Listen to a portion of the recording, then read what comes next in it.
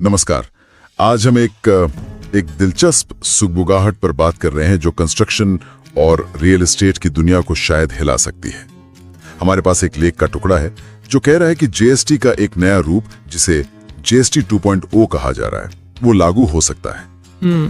और तारीख भी दी है 22 सितंबर 2025। तो आज हम इसी को थोड़ा खंगालेंगे, समझने की कोशिश करेंगे कि भाई इसका मतलब क्या है, कंस्ट्रक्शन की लागत पर, प्रॉपर्टी बाजार पर क्या असर पड़ेगा इसका। हाँ। तो चलिए शुरू करते हैं इसकी गहराई में उतरना। बिल्कुल, देखिए, टैक्स स्ट्रक्चर में कोई भी बदलाव, खासकर जीएसटी जैसा बड़ा टैक्स, उसका असर अर्थव्यवस्था के हर कोने पर पड़ता है। और कंस्ट्रक्शन सेक्टर तो वैसे भी बहुत अहम है। मतलब ये सिर्फ घर नहीं बनाता, ये रोजगार देता है, दूसरे उद्योगों को चलाता है।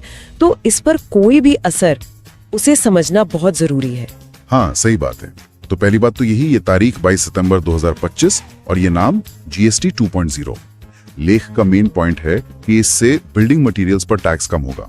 सुनने में तो ये बहुत अच्छा लगता है, मतलब हर उस इंसान के लिए जो घर बनाने या खरीदने का सोच रहा है बहुत बड़ी राहत हो सकती है। हाँ बिल्कुल, और स्रोत का इशारा भी यही है कि जीएसटी 2.0 का एक बड़ा मकसद शायद बिल्डिंग मटेरियल पर जो टैक्स लगता है उसे कम करना है। अब ये 2.0 का मतलब क्या है ये डिटेल तो नहीं है, पर आमतौर पर ऐसा शब्द तब इस्तेमाल होता है जब कोई बड़ा सुधार हो रहा हो सकता है टैक्स स्लैब बदलें या नियम आसान हो जिसका नतीजा टैक्स कमी हो। अच्छा, और अगर मान लीजिए बिल्डिंग मटेरियल्स पर टैक्स सच में कम होता है, तो क्या इसका सीधा मतलब है कि घर बनाना सस्ता हो जाएगा? सीमेंट, सरिया, ईंटें, इन सब पर कम टैक्स मतलब कम लागत? हाँ, सैद्धांतिक तौर पे तो बिल्कुल, थ्योरी तो यही कहती है। किसी भी प्रोजेक्ट में मटेरियल कॉस्ट एक बहुत बड़ा हिस्सा होती है। तो अगर इन पर जीएसटी कम हुआ तो डेवलपर की लागत, मतलब इनपुट कॉस्ट, वो कम होनी चाहिए। यहाँ तक तो मामला सीधा है। लेकिन यहाँ एक लेकिन आता ना हमेशा। स्रोत भी बड़े ध्यान से कह रहा है कि प्रॉपर्टी की कीमतें किफायती हो सकती हैं, मतलब होंगी ही नहीं कह रहा। तो ये हो सकती हैं क्यों? अगर लागत कम हो रही है तो कीमतें सीधे कम क्यों नहीं होंगी? पैसा कहाँ जाएगा ये? हाँ, ये बहुत अहम सवाल है और यहीं पर बाजार की जो डायनामिक्स है वो सामने आती हैं।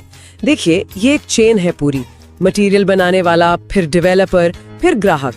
टैक्स कमी का फायदा इस चेन में कहाँ रुकेगा, ये कई बातों पर निर्भर करेगा। जैसे कि मतलब क्या डेवलपर ये बचत खुद नहीं रख सकता? हो सकता है, बिल्कुल हो सकता है। पहली बात तो ये कि कमी कितनी है। अगर सिर्फ नाम मात्र की कमी है, 1-2%, तो शायद उसका असर फाइनल कीमत पर दिखे ही ना। दूसरी बात, कंपटीशन कितना है बाजार में। अगर बहुत सारे डेवलपर्स हैं और खरीदार कम, तो शायद वो कीमतें कम करके ग्राहक खींचना चाहेंगे। लेकिन अगर मांग बहुत है, प्रोजेक्ट कम है, तो हो सकता है डेवलपर अपना मार्जिन सुधारना चाहें। और क्या ऐसा भी हो सकता है कि जैसे ही टैक्स कम हो, पीछे से सीमेंट या स्टील वाले ही दाम बढ़ा दें थोड़ा, ये सोचकर कि अब गुंजाइश है? ये भी एक रिस्क है, बिल्कुल। सप्लाई चेन की प्रतिक्रिया कहते हैं इसे। अगर पारदर्शिता ना हो, रेगुलेशन ठीक ना हो, तो ऐसा हो सकता है कि टैक्स कटौती का फायदा सप्लायर या मैन्युफैक्चरर के लेवल पर ही रह जाए, ग्राहक तक पहुंचे ही ना। इसीलिए स्रोत शायद कीमतें कम होंगी की बजाय किफायती हो सकती हैं कह रहा है। एक संभावना है, गारंटी नहीं। बदलाव से कंस्ट्रक्शन इंडस्ट्री में नई मांग पैदा हो सकती है। अब ये कैसे? अगर कीमतें पक्का कम नहीं हो रही तो लोग ज्यादा घर क्यों खरीदेंगे? देखिए, मांग के पीछे सिर्फ कीमत का गिरना ही कारण नहीं होता, खासकर रियल एस्टेट में। पहली बात, अगर लागत कम होती है तो डेवलपर्स के लिए नए प्रोजेक्ट शुरू करना फाइनेंशियली ज्यादा आकर्षक हो जाता है। कम लागत मतलब कम रिस्क, बेहतर मुनाफे की उम्मीद। तो इससे बाजार में सप्लाई बढ़ सकती है, ज्यादा चॉइस आ सकती है। और खरीदारों के लिहाज से क्या सिर्फ टैक्स कम होने की खबर से ही मांग बढ़ सकती है? बिल्कुल, इसे कहते हैं सेंटिमेंट का असर, बाजार की धारणा। रियल एस्टेट में ये बहुत मायने रखता है। अगर लोगों में ये हवा बनती है कि भाई सरकार कुछ कर रही है, कीमतें शायद गिरें या अब खरीदना बेहतर है, तो जो लोग इंतजार कर रहे थे ना, वो शायद फैसला ले लें। जीएसटी 2.0 की घोषणा ही अपने आप में एक पॉजिटिव सिग्नल का काम कर सकती है। अच्छा, यानी असल कीमत कम होने से पहले ही कम होने की उम्मीद ही बाजार को चला सकती है। हाँ, कुछ हद तक। और अगर कीमतें सच में थोड़ी भी कम हुई तो ये उन लोगों के लिए दरवाजा खोल सकता है जो पहले बजट के कारण नहीं खरीद पा रहे थे। तो ये डबल असर हो सकता है, सेंटिमेंट सुधरा और थोड़ी कीमतें कम हुई, दोनों मिलकर मांग बढ़ा सकते हैं, जैसा स्रोत कह रहा है। एक तरह का पॉजिटिव साइकिल शुरू हो सकता है, कम लागत, बेहतर सेंटिमेंट, ज्यादा मांग, ज्यादा कंस्ट्रक्शन। ये सेंटिमेंट वाला एंगल वाकई दिलचस्प है। अच्छा, अब इसमें एक और परत है, त्योहारी सीजन वाली। स्रोत कह रहा है कि त्योहारों के आसपास प्रॉपर्टी बाजार में अच्छा मूवमेंट दिखेगा। भारत में तो ये होता ही है, दिवाली दशहरा लोग शुभ मानते हैं खरीदने के लिए। तो क्या ये सिर्फ कोइंसिडेंस है या इसका जीएसटी 2.0 से कुछ लेना देना है? ये सिर्फ कोइंसिडेंस नहीं लगता, ये एक सोची समझी टाइमिंग भी हो सकती है, या फिर दो अच्छी चीजों का एक साथ आना। जैसा आपने कहा, फेस्टिव सीजन वैसे ही रियल एस्टेट के लिए पीक टाइम होता है, लोग शुभ मानते हैं, डेवलपर्स ऑफर्स लाते हैं।